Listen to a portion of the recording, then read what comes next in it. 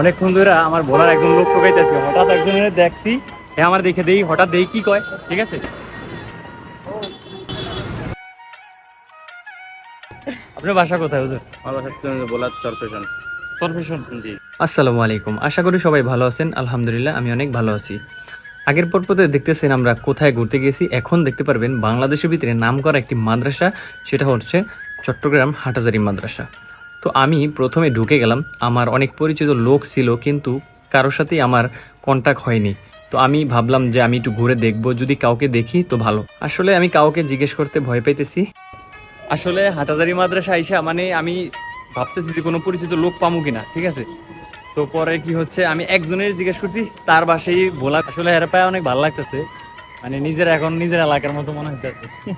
আপনার বাসা কোথায় হুজুর? আমার বাসা হচ্ছে ভোলার চরপেশন। চরপেশন জি। আর ওই জায়গায় কি পড়াশোনা করছি। হ্যাঁ, হুজুরের বাসা হচ্ছে ভোলা চরপেশন। আমি একটা লোকেরই জিজ্ঞেস করছিলাম যে ভাই, আমার তো এখানে অনেক পরিচিত লোক ছিল কিন্তু কেউ নাই, কিন্তু আপনার বাসা কোথায়? হ্যাঁ বলতেছে ভোলা। তো আমার বাসাও ভোলা, ভালো লাগছে যদিও। তো ঠিক আছে, দোয়া করেন। হ্যাঁ ঠিক আছে। আমাদের স্কুল কলেজের ছাত্রদের যেমন স্বপ্ন বিশ্ববিদ্যালয়ে পড়াশোনা করবে, সে মাদ্রাসারও ছাত্রদের স্বপ্ন যে বড় মাদ্রাসা পড়াশোনা করবে, নাম করা মাদ্রাসা পড়াশোনা করে ভালো একটা সুশিক্ষিত হবে।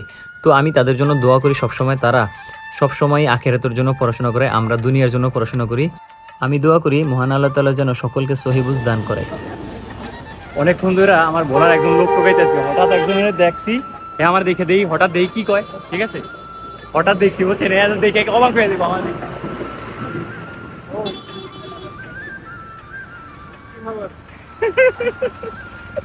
ভয় পাইছেন নাকি? আমি টোকাইতে টোকাইতে শেষ, তুই হঠাৎ একজন লোক পাইছি, তুই আজকে ভয় খাওয়া। আমি আপনার মোবাইলে দেখছি সীতাকুণ্ড কই জানি আমি ইয়াতে ঘুরতে গেছিলাম। দেখছিলাম কি অবস্থা? আমরা সীতাকুণ্ড তাইছি মাত্র আমরা 9 জন গেছিলাম। আচ্ছা, এই যে আরেকজন পাওয়া গেছি। তো কি অবস্থা? ঠিক আছে আয়েন না কিছু কাম আপনার আয়েন। মানে আমি হঠাৎ দেখছি, গাইছেন আপনি আমি একা একটু ঘুরতে আসছি আর কি, মানে একে হুন্ডা কই ফোনটা আনি নাই। তো দিনকাল কেমন যায়? আমি আপনার মতো কয়েকটা চেহারা দেখছিলাম মানুষের, কিছু বলবেন ভিডিওতে? আরিফ ভাইয়ের বাসা হচ্ছে ফলফানবাড়ি, ঠিক আছে। তো আরিফ ভাই, এই বছর পরে তো বিয়ে শাদী করবেন নাকি?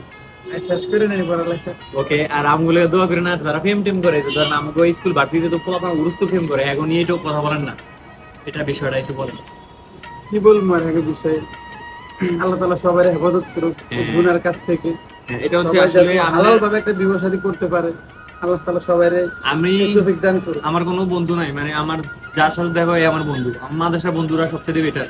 এরা কিন্তু আমার বন্ধু, হয়তো আমার থেকে বয়স একটু কম হবে আপনার, কিন্তু এরা আমার বন্ধু। আমি জাস্ট স্কুল ফ্রেন্ড থেকে মাদ্রাসা ফ্রেন্ডদেরকে গুরুত্বটা বেশি দিই, কারণ আমাদের যে পড়া, ওই পড়াতে জাহান্নাম যাইতে একেবারে সহজ। ওই যে হাটহাজারী মাদ্রাসা পড়ে অন্যান্য মাদ্রাসা পড়ে, এখন জান্নাতে যাইতে একেবারে সহজ। আমগো জাহান্নামে যাইতে সহজ, অবশ্যই জান্নাতে যাইতে সহজ। এখন আপনারা বুঝলেন যে কি করবেন।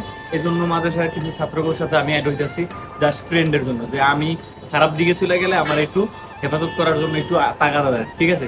তো সবাই ভালো থাকবেন, সুস্থ থাকবেন। হাটহাজারী মাদ্রাসা ভালো লাগলো আসলে, তার সাথেও দেখা হইলো। আমাদের চরসময় ইউনিয়ন হইতে শুধু 2 জন ছাত্র, তাও আবার তারে আমি রাস্তায় পায়ে গেছি, বুঝছেন, টোকাইছি মধ্যেই পায়ে গেছি। মানে আমি জানি না কে কে পড়ে, কিন্তু আমি টোকাইতেছি পায়ে গেছি, এটা আমার কি কপাল কপাল ভাগ্য। তো ভালো থাকবেন, সুস্থ থাকবেন, আবার কোন একটা ভিডিওতে দেখা হবে। আসসালামু আলাইকুম।